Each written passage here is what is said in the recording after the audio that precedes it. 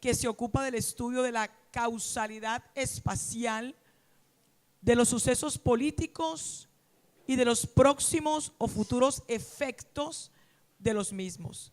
Se nutre especialmente de otras disciplinas de envergadura tales como la historia, las relaciones internacionales, la geografía política, la ciencia política y sociología. Realiza el estudio del medio ambiente de acuerdo a sus características económicas, culturales y recursos de un Estado. Como usted nota, en esta definición de geopolítica no aparece la visión teológica, amén, dentro de las disciplinas, mucho menos la visión bíblica. Pero bueno, vamos a partir de esta definición y vamos ahorita a ver qué ocurre con la relación con la profecía bíblica. Y vamos ahora a definir profecía bíblica. Para eso vamos a utilizar la palabra de Dios. Y para definirla vamos a ir al libro de Segunda de Pedro 1, del 19 al 21. Usted puede buscar en su Biblia allí.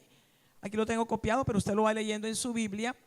Y en este pasaje el Señor nos da una definición a partir de las características de lo que es la profecía bíblica. No encontramos en la Biblia una definición tal cual explícita como vimos ahorita la definición secular de geopolítica, pero sí podemos plantear una definición a partir de las características.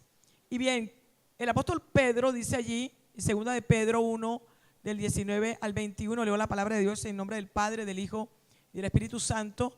Dice: tenemos también la palabra profética más segura, a la cual hacéis bien en estar atentos como a una antorcha que alumbra en lugar oscuro, hasta que el día esclarezca y el lucero de la mañana salga en vuestros corazones.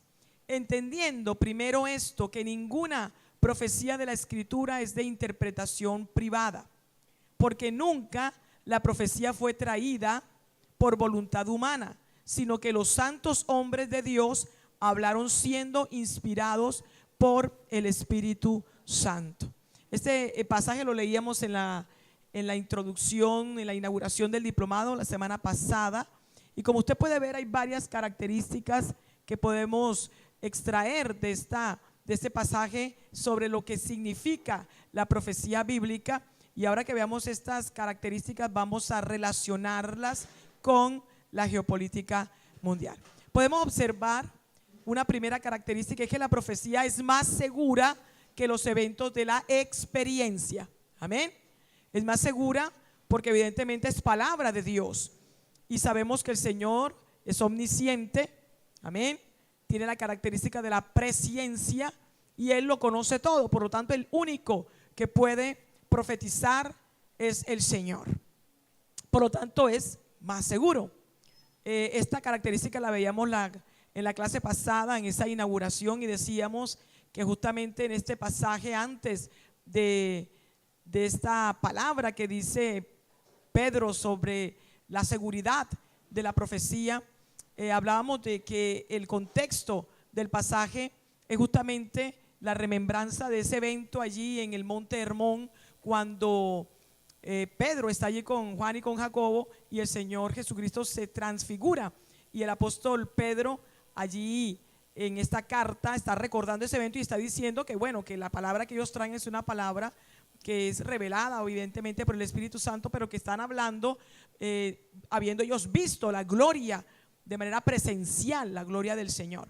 Pero una vez que el apóstol Pedro ya ha hablado de esa experiencia que tuvo, que ciertamente de pronto no la creyeron muchos a los que estaban los receptores de esta carta, de esta segunda carta, pero evidentemente solamente Juan, Pedro y Jacobo fueron testigos, no había nadie más excepto el Señor Jesucristo y Moisés y Elías. Y miren cómo Pedro, consciente de que fue una experiencia personal, pasa a decir que la palabra profética es más segura, refiriéndose a que es más segura que la experiencia, en este caso la que él vivió y que es real y cierta porque está en la palabra del Señor allí escrita. Entonces tenemos que, primera característica, es más segura que todos los eventos de la experiencia. Esto es importante porque cuando veamos ahorita la relación entre geopolítica mundial y profecía bíblica, y más adelante mi hermana Gina va a hablar de la relación entre historia y profecía, usted va a notar que la historia son los eventos pasados, presentes, no hay futuro, ¿verdad? Se habla de historia de los eventos del pasado y de los eventos que están en el proceso, en presente, un pasado reciente y en un presente en curso. Y bueno, la visión secular, la visión mundana, la visión del hombre natural es que yo puedo creer esos eventos por cuanto son pasados, hay hechos ya consumados, concluidos, pero hay unos testigos. Sin embargo, sabemos perfectamente que la historia puede ser manipulada, y de hecho ha sido manipulada a través de toda la historia, y depende del lente desde el cual lo estemos viendo. Usted, por ejemplo, lee noticias de un periódico ruso como Sputnik o RT, Russia Today, Rusia Hoy, y hay una visión diferente a usted leer de pronto un periódico occidental. Entonces usted, por ejemplo, ahí encuentra que a Jerusalén no le llaman Jerusalén, sino Al-Quds. O sea, es una visión a favor de los palestinos, a favor del pueblo árabe, y usted lee la historia a través de la cual ellos expresan todo lo que ocurre en Medio Oriente, y es su historia. Entonces hablan de Israel como un país, una nación que tiene territorios ocupados. Amén. Entonces la visión, la historia cambia de acuerdo al lente desde el cual se esté mirando. Este es un punto que nos lleva a decir, bueno, ¿hasta dónde es segura la historia? Amén. No es tan segura. Segura porque hay unos eventos que están allí, pero el que lo recibe a través de un lente que es el historiador, que tiene una ideología específica, etcétera. ¿Qué ocurre entonces con la profecía? La palabra dice que es más segura. ¿Por qué más segura? Porque lo que está profetizado y que se refiere a un futuro, en este caso profecía asociada al tiempo, al futuro, porque no siempre está asociada a la profecía al futuro. Amén. La profecía también está asociada a la exhortación en un presente. Cuando la palabra de Dios también habla de profecía, está hablando de exhortación, de palabra de exhortación para un pueblo en un presente específico. Y sin embargo tenemos también este componente de la profecía bíblica, que es el componente del tiempo futuro. Nosotros sabemos que es más segura porque Dios es el que la está planteando. Y uno de los objetivos de este diplomado es que usted observe que muchos eventos históricos pasados y presentes, amén, ya estaban profetizados en la Biblia. Por lo tanto, tenemos plena seguridad de que así acontecieron, así están aconteciendo, y hay otros eventos futuros que estamos esperando, para lo cual ya hay todo un escenario geopolítico, ¿verdad? Económico también, religioso, cultural, etcétera, de lo que el mundo llama cultura, para que se cumplan estos eventos que están profetizados y que ciertamente de manera segura van a acontecer. Amén. Entonces usted encuentra que ahí es donde está el punto de la fe. Bueno, pero es que yo no creo que va a pasar así. Es más, muchos no creen que lo que aconteció en un momento dado está relacionado con la Biblia. Entonces ahí es donde vienen los detractores de la Biblia. Por ejemplo, Daniel, que es un libro tan poderoso en lo que respecta a la geopolítica mundial, en relación con la profecía bíblica, por cuanto hay unos eventos allí geopolíticos que están profetizados muchos siglos antes y años antes de que acontecieran. Entonces ahí vienen los detractores, por ejemplo, de la alta crítica, que empiezan a plantear que no, que eso fue un libro escrito posteriormente. Por lo tanto, Daniel ya había el escritor que se asumió que era Daniel, pero un Daniel no del Daniel allí, sino el Daniel de después de los imperios, etcétera, ya después de Cristo. Y allí entonces obviamente lo que hizo fue recopilar eso y ponerlo y plasmarlo allí. Amén.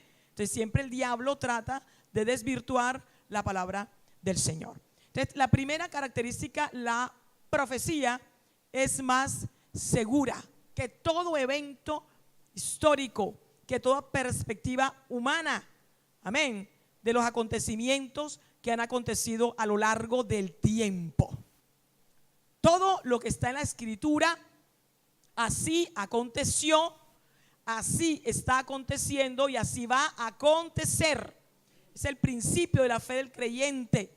y lo cree por fe, ahí porque está escrito. Ya cuando ve el evento, ya lo que hacemos es dar la gloria al Señor por su poder, mas no vamos a tener fe porque veamos un evento profético cumplido.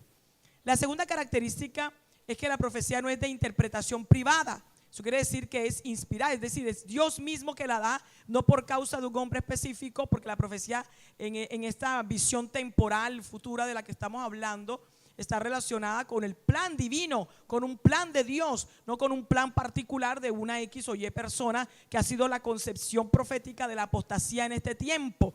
Hay una profecía específica para cada quien y todas se relacionan con la prosperidad material, profecías falsas que forman parte de la falsa, de los falsos profetas, como cumplimiento de la palabra de Dios en este tiempo. Tercero, no proviene de la voluntad humana, es decir, proviene de la voluntad divina, de la soberanía de Dios, de su control sobre toda la humanidad, sobre toda la tierra, sobre todo el universo y sobre su voluntad soberana puesta sobre los seres humanos. Y finalmente es inspirada por el Espíritu Santo. Entonces mire cómo tenemos estos dos conceptos: geopolítica mundial y profecía bíblica. Vamos a mirar ahora cómo desde la definición secular de geopolítica entonces no habría ninguna relación, por cuanto usted observa que esta definición excluye la Biblia, excluye la teología y por lo tanto excluye la profecía. Por eso es necesario que partamos de un concepto de geopolítica que sería la que está en concordancia con la palabra del Señor. Miren cómo la definición secular habla de que la geopolítica estudia los efectos políticos que tienen que ver con gobierno. Cuando hablo de político acá y cuando se habla de geopolítica, nos estamos refiriendo a los gobiernos humanos que han habido desde Caín, amén, hasta esta generación de Noé. Usted sabe que ya allí en el diluvio, y después de Noé, todos los gobiernos humanos que parten de la descendencia de Cam, Sem y Jafet, que son los tres hijos de Noé, de donde proviene toda la humanidad hasta el momento. Amén. Entonces estamos hablando no de la política, la politiquería, sino de la política en tanto tipos de gobierno, de estructuras que han habido en la historia de la humanidad. Gobiernos que, como les digo, están siempre controlados por la soberanía de Dios. Dios ejerce un control absoluto sobre la historia de la humanidad, sobre los gobiernos. Vamos a demostrarlo bíblicamente, amén, que hay un plan del Señor y obviamente ese plan se llama salvación. Hay un plan de la eternidad. La historia del ser humano comienza en la eternidad y termina en la eternidad. Comienza en una eternidad, esa línea del tiempo la vamos a ver más adelante, en una eternidad con Dios. ¿Por qué comienza allí? Porque allí en la eternidad el Señor decidió, aleluya, crear, amén, hacer la creación, crear al ser humano, y en la omnisciencia del Señor, en la presencia de Dios, Él sabía, sabe y sabrá siempre que esta humanidad que Él iba a crear iba a apartarse en su propio libre albedrío de Él. Y hubo un plan divino de salvación, la gracia, como dice la Escritura, que fue preparada desde antes de la fundación del mundo. Amén. Entonces la historia de la humanidad es una historia que está sobre una línea de la eternidad. Amén. Parte de la eternidad, luego tiene una manifestación ya aquí en esta tierra hasta antes de la caída. Y una vez que inicia la caída, tenemos una línea del tiempo histórico, cronológico, que se ha vivido, diferentes épocas, diferentes siglos. A todo eso se le llama el presente siglo, es el término de este tiempo, del tiempo humano, hasta final, amén, del milenio. Al final del milenio termina la historia en términos cronológicos del ser humano, amén, de la humanidad.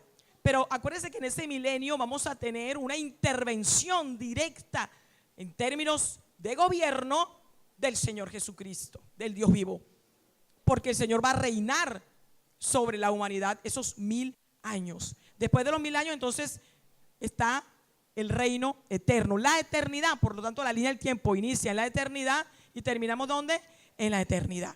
En el reino eterno con el Señor de todos los salvos, o en el infierno, en el lago de fuego, por la eternidad de los perdidos, separados de Dios por los siglos de los siglos. Eso lo tenemos claro, ¿verdad? Esa línea histórica la tenemos clara. Bien, ¿qué ocurre entonces? Tenemos esa definición secular de esos efectos políticos. Mire cómo se habla de unos efectos políticos sobre el espacio, sobre la geografía de toda la tierra, de la distribución de los espacios en la tierra, de los países, etcétera. Digo etcétera porque vamos a mirar cómo eso se fue perfilando y cambiando en un presente o un futuro. Pero Dios es soberano sobre toda la creación y sobre toda la tierra. Por lo tanto, como decíamos, ejerce un control sobre los reinos, sobre los gobiernos humanos, cuyas decisiones causan esas decisiones de los gobiernos humanos, pero directamente dirigidos por Dios en su plan eterno. Amén. Esas decisiones causan una distribución geográfica en el mundo. Y usted dirá, bueno, pero ¿qué tan importante es la parte geográfica? Sí es importante, porque por ejemplo en lo que respecta al pueblo de Israel está la centralidad de lo geográfico, de la tierra. Hay una promesa hacia Israel de la tierra.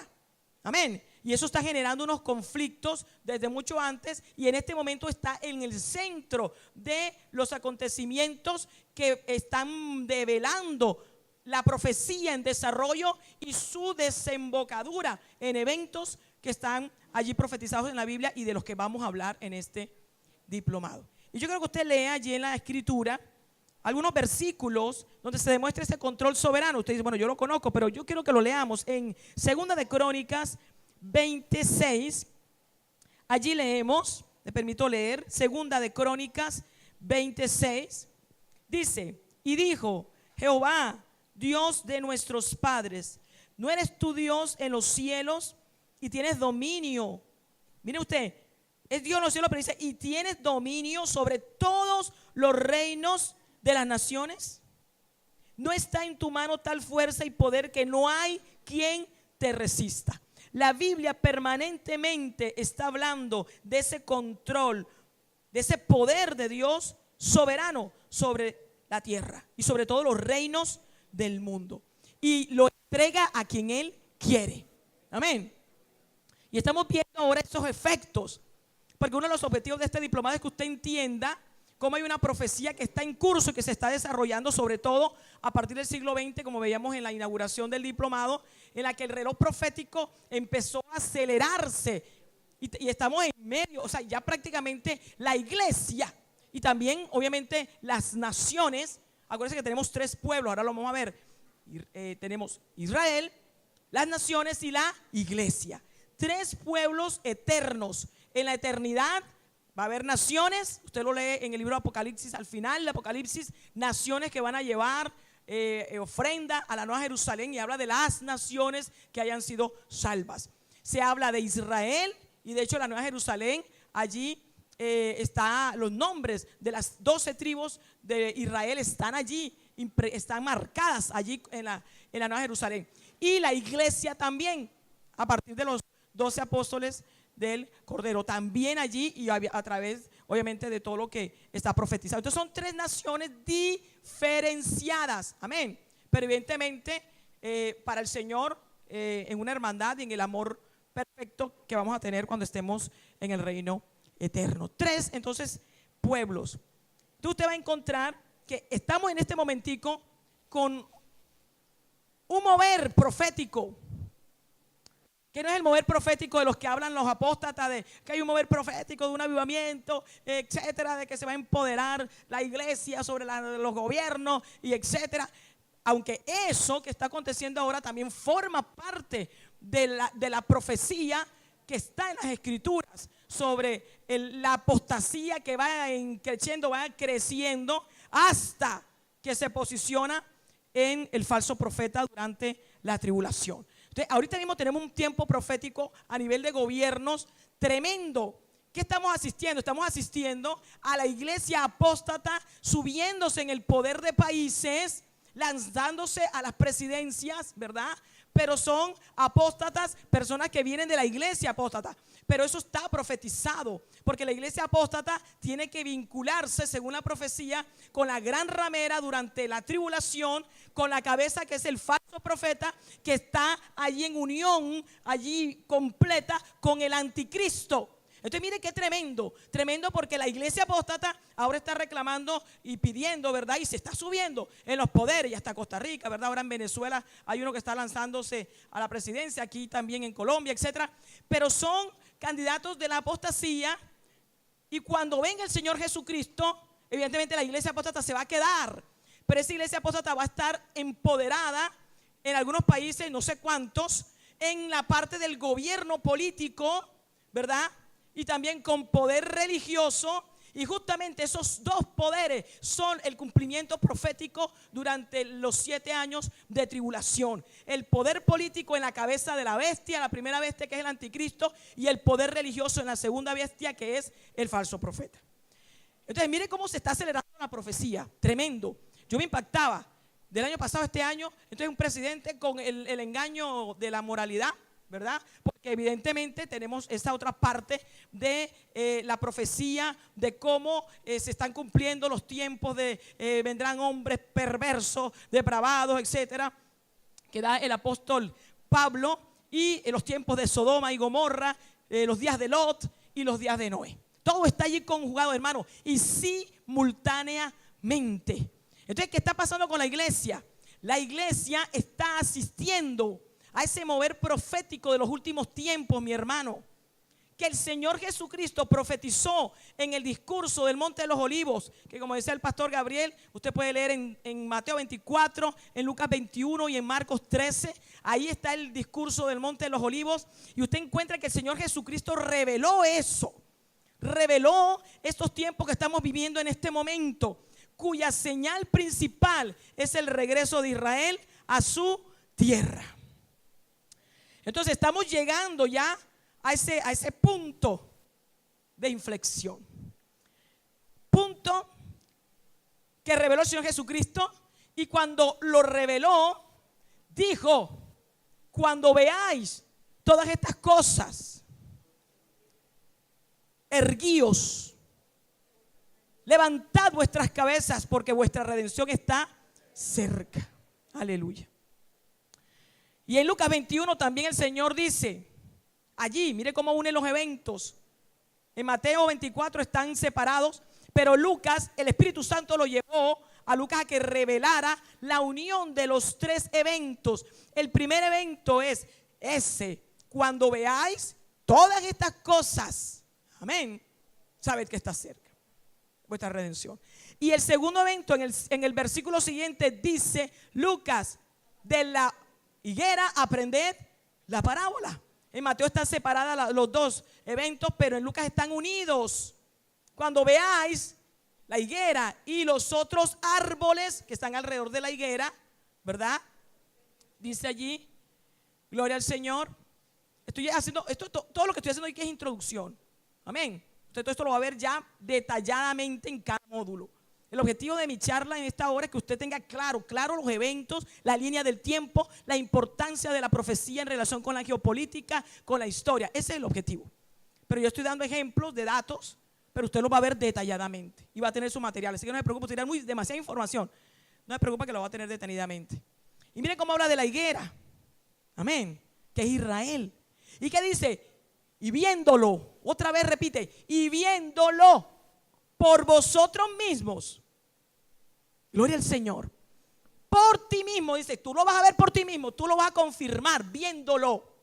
Y nosotros hemos asistido a ver a Israel, amén, en el siglo XX, el siglo que acaba de pasar. Y después, allí, Lucas, vamos a leer el pasaje, Gina. Lucas, la tercera señal que da Lucas. Bueno, voy a leerlo yo porque ya me acordé que después no sale allí grabado. Dice, 29 la higuera, el 30 la higuera, 31 la higuera. Y mire cómo en el 29 que dice mirad, en el 30 dice viéndolo, en el 31 dice cuando veáis. ¿Usted me está siguiendo? Y en el 32, esta es la tercera señal.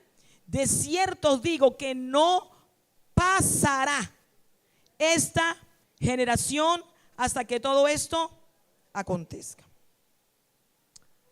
Entonces, claramente estamos en un mover profético tremendo. Nos ha tocado asistir. ¿Por qué? Porque el Señor soberano así lo determinó. Nos ha tocado asistir a un tiempo glorioso, mi hermano.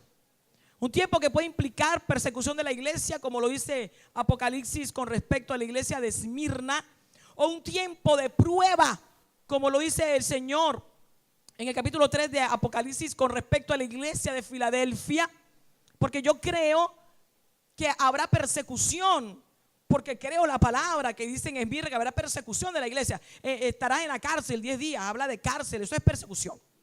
Amén. De los gobiernos sobre la iglesia. Pero también habrá prueba. Pero ambas cosas producen debilidad. La iglesia tiene que estar bien debilitada. Me refiero en cuanto a cada creyente, porque el poder de Dios se perfecciona en la debilidad.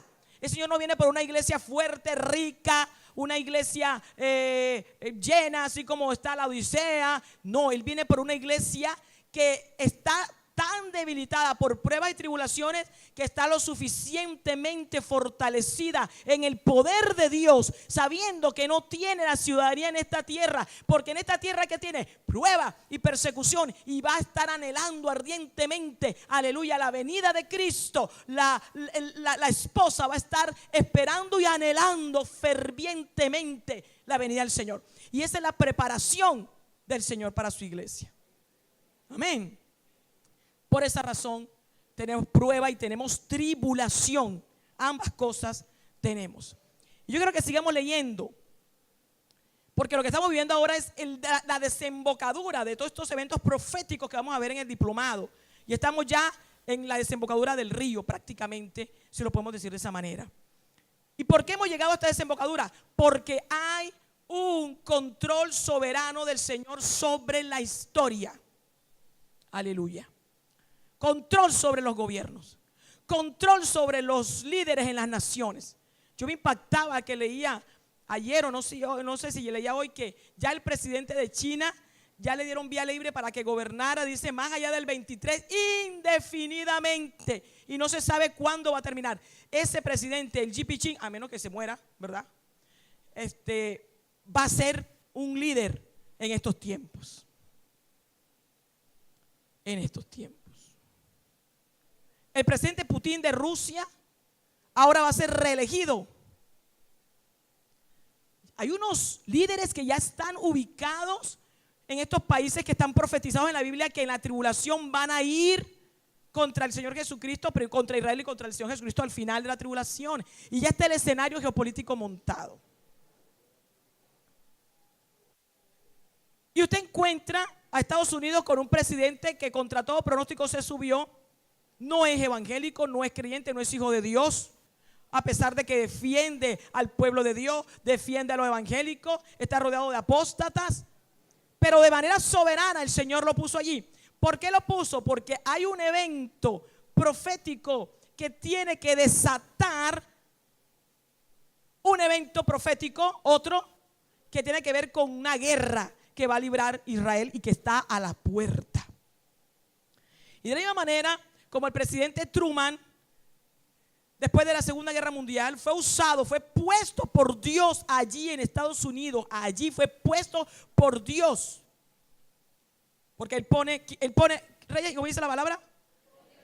Y quita reyes, aleluya. Otro versículo de la soberanía del Señor.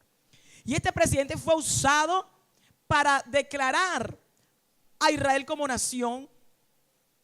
Y el primer país que apoyó a Israel como nación fue Estados Unidos. Y fue un presidente el que incidió allí contra todo pronóstico. Cuando usted vea la historia con el maestro Luis, va a ver claramente esto. todo lo que Dios movió soberanamente para que Israel pudiera reverdecer como higuera en 1948, porque la palabra tenía que cumplirse. Amén. Y ahora, ¿qué tenemos? Un presidente puesto soberanamente por Dios, lo cual no indica que sea salvo. ¿Usted me está siguiendo? Porque Faraón no fue salvo, fue salvo. ¿Y Faraón quién lo puso? Dios, con un propósito. Y este presidente de Estados Unidos, ¿verdad? Estaba planeado que el Señor determinara a través de él reconocer ya no a Israel como nación, como ocurrió con Truman en 1948, sino reconocer a Jerusalén como la capital de Israel. Este es un momento histórico, porque esto que iba a acontecer en el 21, y después entonces lo acortaron el 19, y ahora acaban de decir el presidente que va a ser el 14 de mayo de este año para celebrar los 70 años de regreso de Israel a la tierra. Y usted ya sabe qué va a pasar. Estos son días de aquí a mayo, son días tremendos, hermano. Son días de clamor, de oración por Israel, pero también por cada uno de nosotros, ¿verdad? Porque la verdad dice que clamemos para que seamos dignos de escapar de todo lo que ha de venir. Ahora usted va a decir: ay, pastora, usted está poniendo fechas de la venida del Señor. No, fechas del arrebatamiento yo no estoy poniendo, pero lo que sí está claro es que Dios, el Señor, reveló el tiempo, lo que llaman la estación, en Estados Unidos llaman season, la estación de la venida del Señor. Y ese tiempo lo reveló el Señor dando señales precisas. Dígame usted, ¿a quién le dio esa señal? ¿A quién? A la iglesia. Porque Israel está, que no reconoce al Señor Jesucristo, lo desechó en Mateo 23, usted antes del discurso, Mateo 23, lo desechó y el Señor dijo: Jerusalén, Jerusalén, que mata a los profetas, ¿verdad? ¿Cuántas veces quise allí cubrirte como la gallina, los pollitos? Después dice: os digo que vuestra casa es dejada, ¿qué? Desierta, hasta que digas: bendito el que viene en el nombre del Señor. Pero usted nota, mire, que vuestra casa es dejada desierta. ¿Cuál casa? ¿Cuál casa? ¿Cuál casa? ¿Por qué casa no es el pueblo de Israel? Porque, ¿qué dice? Hasta que digas: bendito. O sea que el Señor ya, cuando Israel diga: bendito el que viene en el nombre del Señor, ya no está desierta, ya el Señor otra vez va a llegar ahí. ¿Y cuándo va a decir Israel: bendito el que viene en el nombre del Señor? A la mitad de la tribulación, no al final, a la mitad. Cuando se convierta, hasta el final, va a seguir diciendo: bendito, bendito, hasta el que vea la señal allí en las nubes. Es conversión. Por lo tanto, cuando el Señor dice: vuestra casa es dejada desierta, está hablando del templo. ¿Te me está siguiendo? Del templo. Pero Israel, porque es que muchos interpretan eso, que el Señor se desligó de Israel y pronto lo abandonó y lo dejó. No, el Señor siguió tratando con Israel. Si no fuese así, ya estuviera desaparecido. Si no fuese así, no hubiera regresado en 1948. Si no fuera así, ahorita no estaría a punto ya de tener a Jerusalén como capital. Amén. O sea que cuando habla de casa se refiere a la relación espiritual que sí la va a tener cuando ya reciba a Cristo como Señor, Salvador y Dios. Pero soberanamente el Señor siguió tratando con Israel para poder llevarlo al punto donde está Israel ahora. Y siguió tratando con Israel, ¿por qué? Por amor, porque es su pueblo, amén. Pero también porque el Señor habló de una señal que le dio a la iglesia, no se lo dio a Israel, porque Israel estaba inconverso allá, sigue inconverso y va a seguir inconverso hasta la mitad de la tribulación. Por lo tanto, ¿para quién es la señal? Para la iglesia. Y esto es bien importante, mi hermano. Es bien importante porque la teología del reemplazo que yo les comentaba en la clase pasada, en la inauguración del diplomado, esto es lo que Satanás ha usado durante muchos siglos para que la iglesia no esté despierta, atenta a la profecía, como dice 2 de Pedro, como acabamos de leer ahorita, como antorcha que alumbra el lugar oscuro, y para que deje de estar con su mirada puesta en la señal que dio el Señor, y esa señal es la higuera, mi hermano. ¿Usted me está siguiendo? La iglesia entró después del catolicismo. El catolicismo empezó a hablar de la teología del reemplazo, pero ya desde años tempranos, hermanos, desde el mismo siglo I,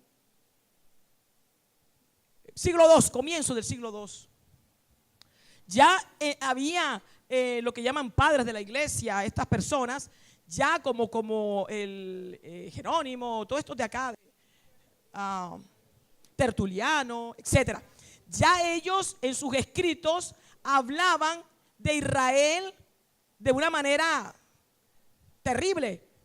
Los asesinos, Dios no tiene ya más que ver con ellos. Entonces fue una tradición que empezó a darse hasta que sale la Iglesia Católica en el siglo, el siglo III, IV allí, en todo ese proceso de la caída del Imperio Romano, política.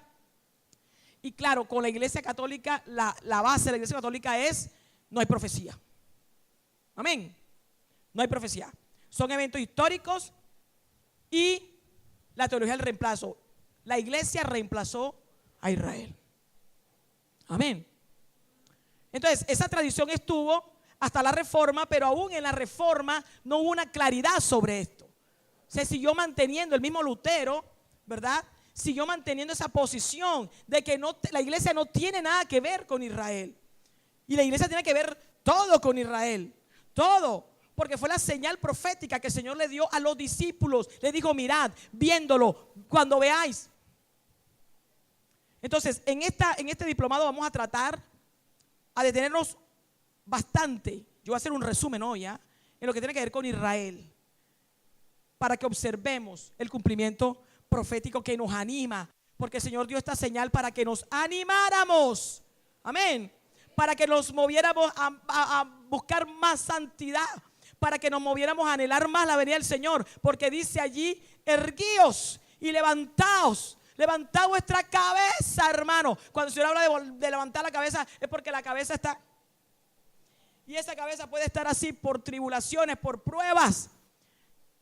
Pero la iglesia pasa por tribulación, por prueba individual, como cuerpo completo, etcétera. Pero cada vez que empieza a ver la palabra profética como antorcha y está viendo que se está cumpliendo, y está mirando y está sintiendo que sí, esto es así, y está corroborando con la palabra, entonces yergue la cabeza, hermano, la levanta, porque sabe que el reposo ya viene. Amén. Por eso no puede haber tribulación, hermano, que nos derribe. Si tu mirada está puesta en esta tierra, sí te va a derribar el diablo. Pero si tu mirada está puesta en la esperanza de gloria, que es el Cristo vivo, y la promesa que Él nos dio, y es que Él va a venir. Juan 14:1, hermano. ¿Qué dice? ¿Cómo comienza el versículo? Pero no comienza así. No comienza así. No se turbe vuestro corazón, ni tenga miedo. No se turbe, es decir, no estés miedoso, turbado, atribulado. Amén. Asustado. ¿Creéis?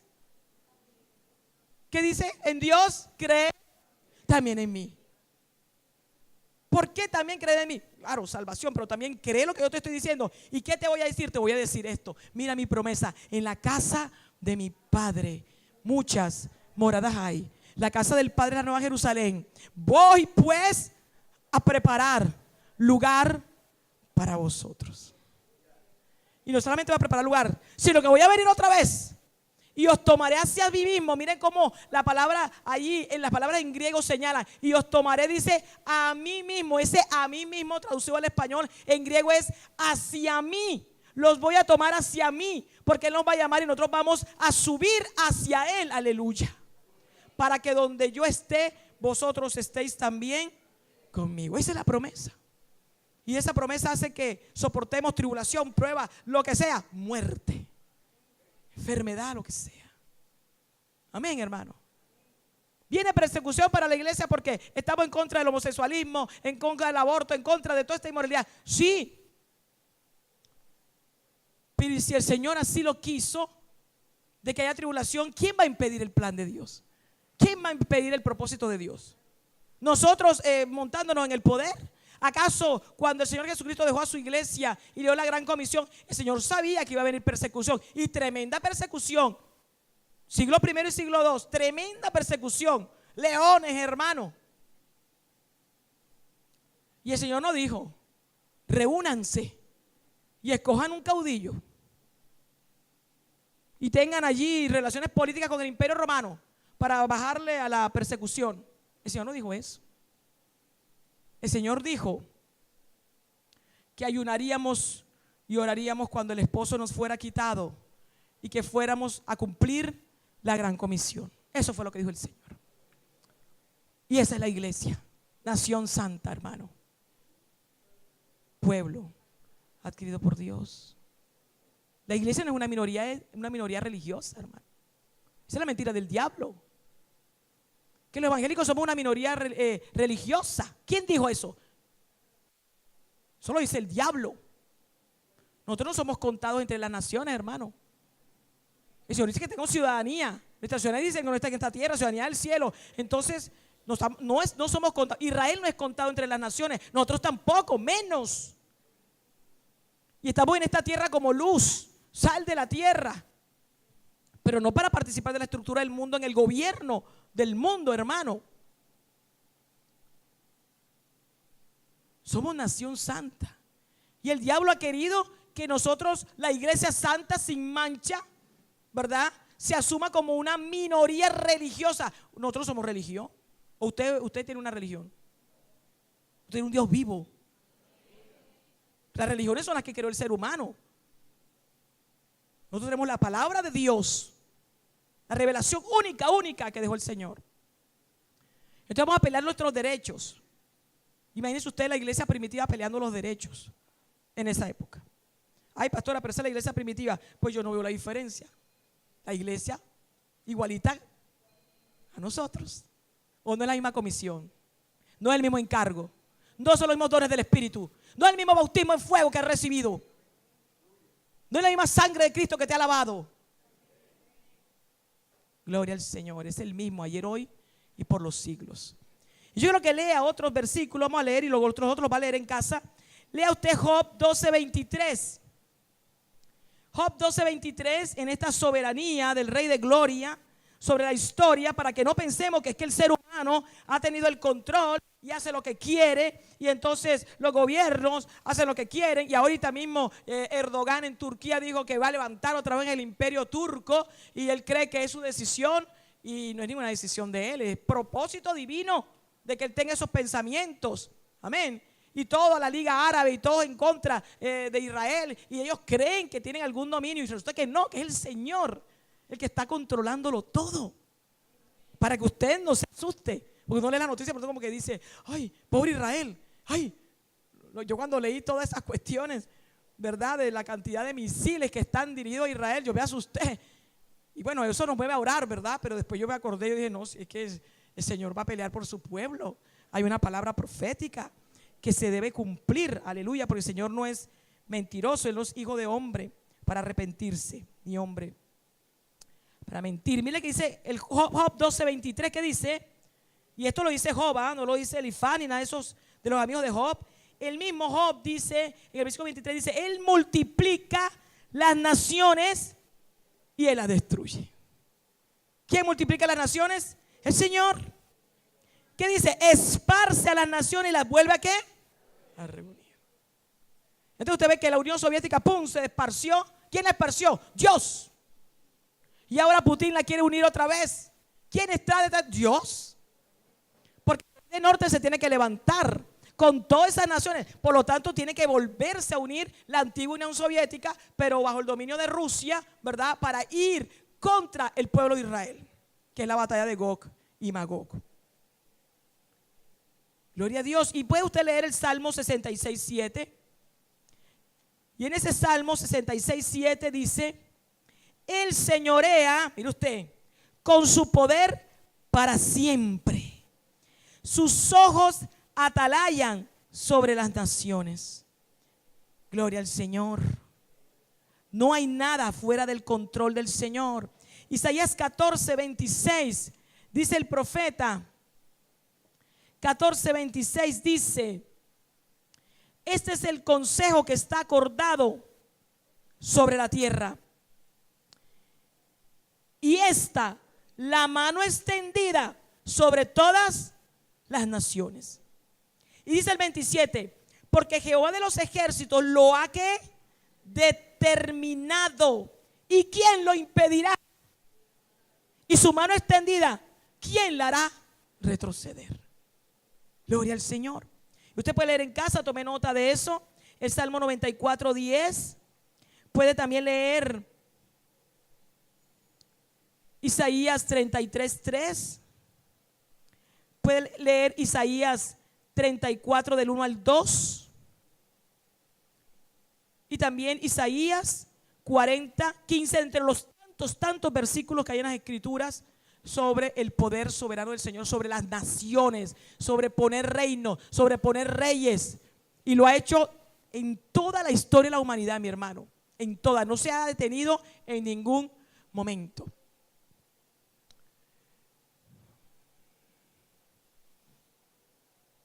Entonces miren cómo los efectos políticos sobre ese espacio geográfico no lo determina el hombre, lo determina la mano soberana de Dios. Esta es nuestra definición geopolítica a la luz de la palabra de Dios. ¿Por qué? Porque el Señor tiene que cumplir su plan para la humanidad, su plan de salvación. Lo más importante para la humanidad es la salvación.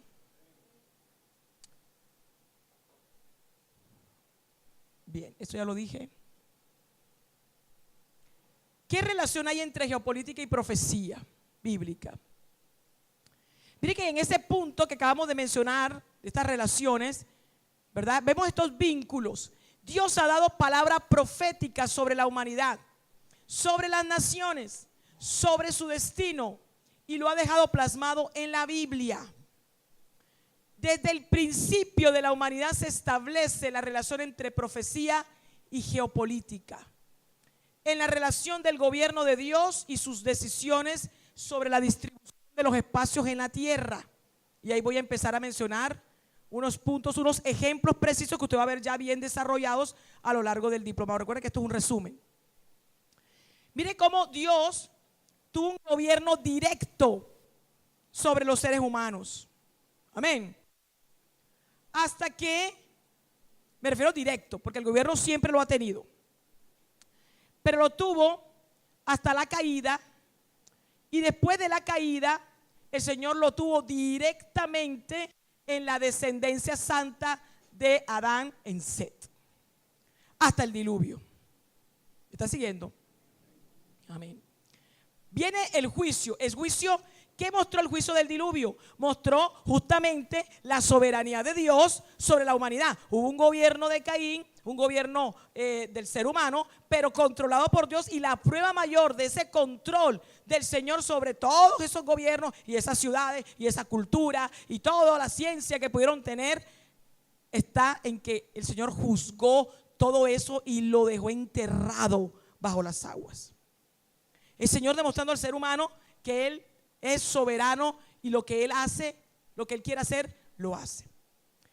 Después de eso, mire que el Señor deja de tratar directamente con toda la humanidad y decide echar a andar su plan con un pueblo que es Israel. Amén.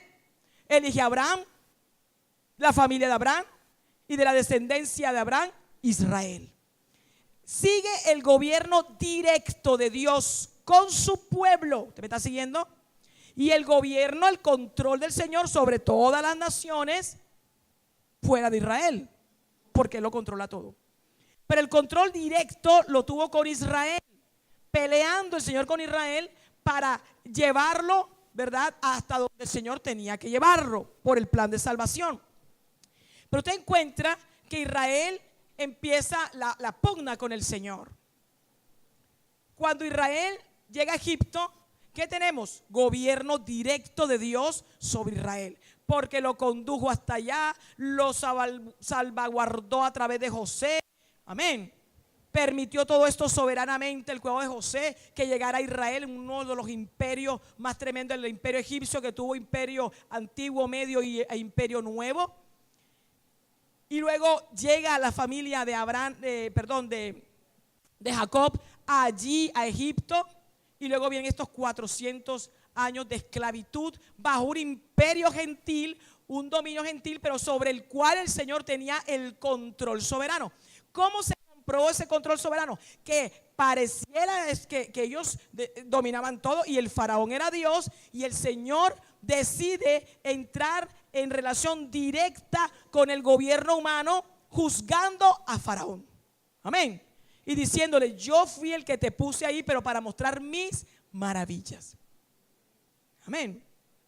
Entonces, ¿qué ocurre? Viene este juicio sobre Egipto, juicio por haber oprimido al pueblo de Israel, pero principalmente por haberse levantado contra el Señor, diciendo que era Dios Faraón, el primogénito, el juicio de los primogénitos. Pero aparte de eso, todos esos dioses egipcios que ellos adoraban, cada plaga era un juicio contra cada uno de los dioses egipcios. El Señor saca a su pueblo, usted sabe bien esta historia, ¿verdad? Y sigue el gobierno directo del Señor con su pueblo, y sigue las naciones en sus gobiernos aparentemente propios, pero controlados por el Señor. Pero el Señor tratando con Israel directamente el gobierno. ¿Cuándo termina ese gobierno directo con Israel? ¿Cuándo? Cuando pidieron rey. Amén. Que le dice a Samuel: es que no te han desechado a ti, sino a mí. Por lo tanto, el haberle dado rey a Israel, ¿qué fue? ¿Una bendición o un juicio? Juicio, amén. Juicio, y que el Señor lo cumplió exactamente. Como tú quieres un rey como las naciones, porque tú quieres ser como las naciones, no el pueblo apartado, porque yo te aparté y te saqué de las naciones. Entonces te voy a dar a probar qué es ser como una nación. Amén. Así es con los hijos de Dios. Los hijos de Dios están en el Señor, están caminando con el Señor, y de repente, pum, alguien se rebeldiza y se va para el mundo. Y el Señor lo permite para que pruebe bien lo que es la inmundicia. Amén. Y permite que caiga abajo para que pruebe lo que es la amargura de siendo santo, redimido, escogido. Pruebe lo que es el yugo de Satanás y el yugo del mundo. Amén. Y ahí el Señor lo disciplina. Gloria al Señor. Para los que tienen hijos apartados aquí, gloria al Señor. Y no hay que: ay, le pasó tal cosa a mi hijo. El Señor lo está tratando. Ore para que el Señor lo siga tratando, hermano, para que llegue luego humillado delante del Señor y nunca más se aparte. Hay algunos que llegan más chuecos que otros, y otros en el mismo lecho de muerte, pero no se les pierde el alma, que es lo más importante. Bien, entonces note usted que ahí Israel forma parte de las naciones. El Señor ya deja de tratar directamente, pero como hay una promesa, pacto, que van a ver con Gina ahora más adelante, hay un pacto y una promesa que el Señor le dio ¿a quién? Abraham, ¿verdad? Entonces el Señor se proveyó de rey con David. ¿Y qué vemos ahí? Vemos que si hay un rey humano y se sigue cumpliendo el juicio sobre el pueblo de Israel a través del rey humano, David, pero el Señor gobierna directamente a través de ese rey conforme a su corazón. Amén. Las misericordias de David, aleluya. Y el Señor, por el plan de él, por la promesa, por el pacto, hasta que lo logra llevar hasta Salomón en un esplendor, ¿verdad?, del reino de Israel, con el gobierno por la palabra de Dios, por la ley. Pero después ya usted sabe la historia. Y aún en esa separación de los dos reinos, en esa división, el Señor se proveyó de un remanente en Judá y siguió gobernando directamente a través de ese rey, en ese pequeño remanente. Hasta que ya el Señor lo manda a la cautividad. Bien, este es el resumen que tenemos hasta el momento. Entonces miren, vamos a devolvernos. Tenemos el gobierno del Señor directo con la humanidad, creó la tierra. Se asume que no había varios continentes, sino la Pangea. Yo creo firmemente que esto fue lo que creó el Señor. Así la ciencia diga otra cosa, lo que sea. Pero yo creo que era un solo continente, la teoría de la Pangea, y que el diluvio causó toda esa dispersión que vemos ahora, islas por allá tiradas, por allá esto roto por allá, etcétera, etcétera. Eso lo causó el diluvio. Entonces tenemos allí esta parte geográfica, dirigida directamente, gobernada por el Señor. Y ahí el Señor plantó un Edén en Medio Oriente. Y usted sabe la historia, ¿verdad? Ya plantó un Edén allá, pero resulta que aconteció el pecado de Adán y Eva. Fueron sacados de esa zona del Edén, pero asumimos que Adán y Eva quedaron ahí alrededor de esa zona, porque acuérdense que la civilización inició en la Mesopotamia. Y luego ocurre Caín mata a Abel, y dice la escritura que Caín se fue a la tierra de Nod. Y según los expertos, esa tierra quedaba ahí aledaña a esa zona, en esa zona de Nod. Ahí comienza Caín a reproducirse, a multiplicarse con los pueblos, y usted encuentra toda esta historia, la va a ver detalladamente con el hermano Luis, qué pueblos salieron de allí, ¿verdad? Cómo se fue formando eso. La escritura habla por lo menos de dos ríos que en este momento se identifican, donde estaba el paraíso, el Edén, que son Tigris y Éufrates. Algunos dicen que lo que está ahora es después del diluvio, por lo tanto no puede ser un lugar exacto, pero yo sí creo que estos ríos, Tigris y Éufrates, estaban antes del diluvio allí, porque allí inició la historia de la humanidad ya en el plano de la tierra, ¿verdad? Y hay registros arqueológicos de que eso es así, e incluso después del diluvio. Obviamente el paraíso no está ahí, ¿verdad? Bien, ¿qué tenemos después? Tenemos el diluvio, pero después del diluvio el Señor dio una orden. Dice, bendijo Dios a Noé y a sus hijos, y les dijo, fructificad y multiplicaos y llenad la tierra. ¿Llenad qué? La tierra. Dio una orden de que se dispersaran, pero ya sabemos la desobediencia, se quedaron en un solo lugar y querían tener un nombre grande, que hagámonos de un nombre y vamos a hacer la torre y vamos a que la torre llegue hasta el cielo, es decir, lo mismo que Satanás, ¿verdad? Subiré a lo alto, Isaías 14, junto a las estrellas de Dios. ¿Se acuerda, verdad? Bueno, ellos querían ser semejantes a Dios. Entonces, ¿qué es el Señor? El Señor baja allí y ocurre el juicio de Babel. Las lenguas se confunden, ahí donde nacen todas las lenguas en cuanto a las lenguas de esa época y todas las que vienen después, ¿verdad? En el mundo, hay más de 6,000 lenguas en el mundo que provienen de allí. Y encontramos que se dispersan los descendientes de los 3 hijos de Noé, Cam, Sem y Jafet. Cam se registra que pobló toda la zona de África, Sem la zona de Medio Oriente y Asia, y Jafet la zona de Europa. Nuestras generaciones vienen de allí. Nosotros no sabemos, por ejemplo, los mestizos tenemos ascendencia de Cam, ¿verdad? Por ejemplo, mi abuelo era negro, entonces tiene que ser de África, ¿no? Pero también de España, que nos poblaron, y bueno, todos los esclavos que llegaron acá de África, o sea que descendientes de Cam estuvieron aquí en América, luego Europa, y bueno, de Asia también llegaron por el estrecho de Bering, por allá, y se comprueba que a América entraron porque hay mucha relación entre las lenguas indígenas y las lenguas asiáticas. Ese es el poblamiento, amén, dirigido por el Señor. Este es otro mapa que usted va a tener en su material, donde están los pueblos que usted encuentra en Génesis.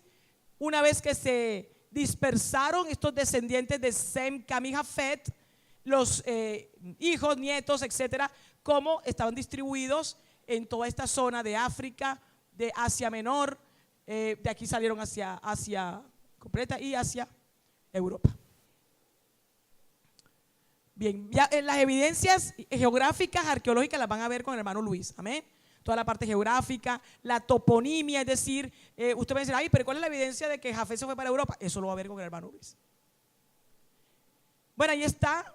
Hay varias cosas que yo pongo en inglés porque no se consigue en español así bien el esquema. Aquí tenemos Jafet, Cam y Sem. Amén. Aquí tenemos 7 hijos, poblaron Europa y Asia. 4 hijos, el sur de Asia, Canaán y África. De Cam, miren cómo aquí incluyen parte de Asia. Yo estoy de acuerdo con esto. Es decir, que camitas también poblaron ahí parte de Asia. Y Sem, que Shem, el Medio Oriente. Esto lo va a tener también en su material. Miren cómo vemos el trato de Dios directamente en el gobierno, cómo dispuso los territorios. Miren Deuteronomio 32, miren lo que dice. Deuteronomio 7 dice: acuérdate de los tiempos antiguos, considera los años de muchas generaciones, pregunta a tu padre y él te declarará, a tus ancianos y ellos te dirán, cuando el Altísimo hizo heredar a las naciones, cuando hizo dividir a los hijos de los hombres. Aquí hombres es Adán, amén. La traducción literal es cuando hizo dividir a los hijos de Adán, es decir, la descendencia de Adán, obviamente en Noé. La King James que mencionaba el pastor, la versión en inglés King James sí dice Adam sons, o sea, los hijos de Adán. Y dice, estableció los límites de ¿qué? De los pueblos. Y después dice, según el número de los hijos de Israel.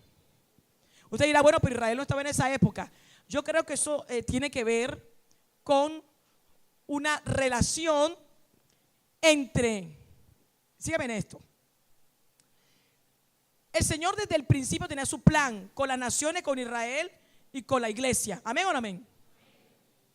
Entonces, si el Señor distribuyó, como dice allí, los territorios, esta es la parte geopolítica, los límites de los pueblos, los hizo heredar a los hijos de Adán, la descendencia de Adán, a las naciones, no lo hizo de manera aleatoria, al azar, no lo hizo así, sino conforme a ese plan, amén.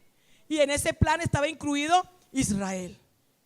Digamos, la iglesia no, amén, porque nuestra ciudadanía está en los cielos y a la iglesia no se le ha prometido tierra, amén, ni casa, ni mansiones, ni jet privados.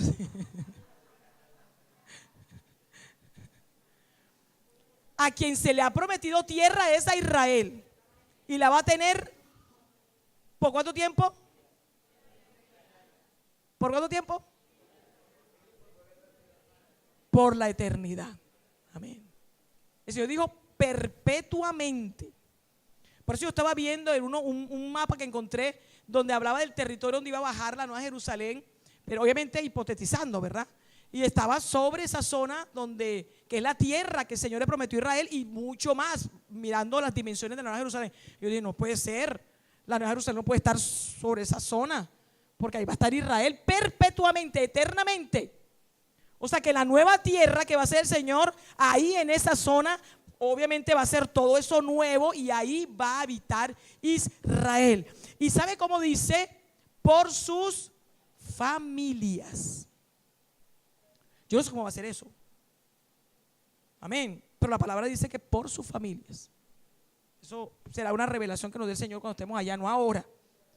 Porque la palabra, allá se le dice, ay, el Señor me reveló cómo era. Y nosotros vamos a estar allá, tampoco el Señor nos ha revelado. Sobre el reino eterno no hay mucha información tan detallada como si lo hay sobre el reino milenial, amén. Entonces ya lo que nosotros nos imaginemos, ya imagínense usted solito en su casa y no se lo diga a nadie. Que no lo tachen de falso profeta. Entonces yo creo que todo eso de heredar ahí y de poner límite, el Señor ya había previsto desde antes a su pueblo. Porque mire que cuando el Señor introduce a su pueblo Israel allá, El Señor le dice que va a heredar ciudades que no construiste ni edificaste. La zona fluye leche y miel, es decir, el Señor escogió lo mejor para su pueblo. Y eso lo tenía previsto desde antes de la fundación del mundo.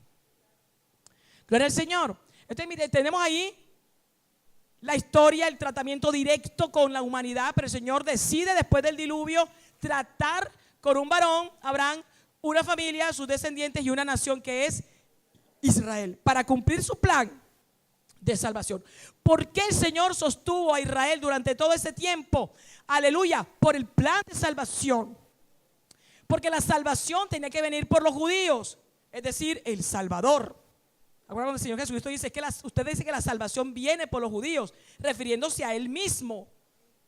Un pastor me preguntó, bueno, pastora, pero ¿por qué se dice, o sea, por qué razón después que ya vino el Señor Jesucristo y ya se cumplió esa primera parte del plan de salvación, el Señor vino y murió por la humanidad, amén, derramó su sangre, ¿por qué el Señor sigue preservando a Israel? Me hizo esa pregunta. A mí me sorprendió que fuera un pastor el que me preguntara, porque evidentemente el Señor guardó a Israel y lo guardó contra sí mismo, o sea, en contra del mismo pueblo de Israel. Qué tremendo, ¿verdad? Así hace con nosotros, ¿verdad? Antes de conocer al Señor Jesucristo, nos metíamos en los lugares más oscuros, horribles. Llegábamos a la 1 de la mañana, a las 2 de la mañana, y estaba el ladrón, el impío, el salteador, y no te mataron. Te hubieran podido matar, te hubieran ido al infierno. ¿Tú has reflexionado sobre eso? ¿Por qué no moriste? Porque en la presencia a los que antes conoció, a estos también justificó. A los que justificó, a estos también llamó. Y a los que llamó, a estos también predestinó. Aleluya. Para que fueran santos. Somos predestinados a ser santos, no salvos. Previo llamado, previa justificación y previo conocimiento del Señor. Entonces, si el Señor te vio, o sea, es imposible que una persona que la presencia de Dios ya le vio que le va a recibir, se muera antes de recibir a Cristo. Eso es imposible. ¿Tú me estás siguiendo? Porque está escogido. El libro de la vida ya está escrito o no está escrito. Cuando usted hace, a mí me enseñaron cuando yo me convertí que dijera, y escribe mi nombre en el libro de la vida. Eso es un error. Porque la Biblia claramente dice que ese libro ya está escrito. Lo que puede ser es borrado. Y ahí es donde tenemos que estar firmes, ¿verdad? Entonces, ay, pastora, pero entonces ¿por qué no se murió antes? Porque el Señor ahí sabía que esa persona iba a recibir a Cristo. Ay, pero después se apartó en apostasía. Bueno, ya por eso va a salir el libro de la vida en el trono blanco, como testimonio para los que no estaban escritos y para los que fueron borrados, mi hermano. Qué terrible es que alguien que reciba al Señor, horrenda cosa es caer en las manos de Dios vivo, dice el libro de Hebreos, de que ya le muestren uno el libro. El libro, mi hermano.